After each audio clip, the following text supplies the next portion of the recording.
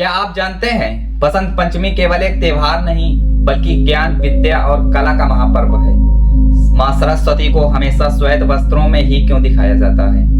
इस दिन पीले रंग का इतना विशेष महत्व क्यों है? क्या वास्तव में इसी दिन ज्ञान का अवतरण हुआ था?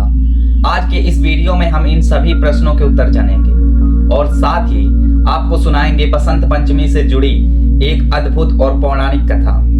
सबसे पहले आप सभी को बसंत पंचमी की हार्दिक शुभकामनाएं। माँ सरस्वती आपके जीवन में ज्ञान, संगीत, कला और विवेक का प्रकाश भरते हैं।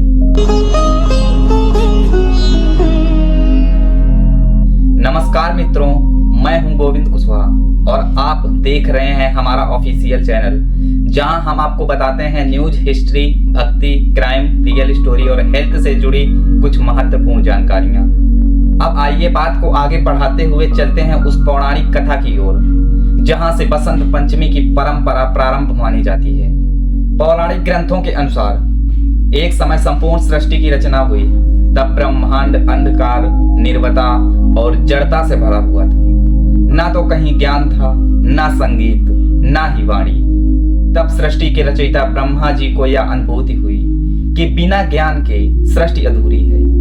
तभी ब्रह्मा जी ने अपने कमंडल से जल छिड़का और दिव्य ज्योति प्रकट हुई और उसी तेज से माँ सरस्वती का अवतरण हुआ।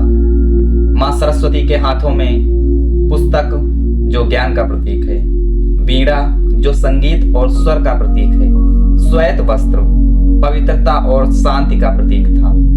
जैसे ही माँ सरस्वती ने वीणा के तारों को स्पर्श किया, संपूर्ण ब्रह्मांड में ध्वनि, वाणी और चेतना का संचार हुआ। नदियां बहने लगी, पवन चलने लगे और जीवों को सोचने, बोलने और सीखने की शक्ति प्रदान हुई। माँ सरस्वती के प्रकट होते ही उनके वीणा नाद से वातावरण में शांति फैल गई।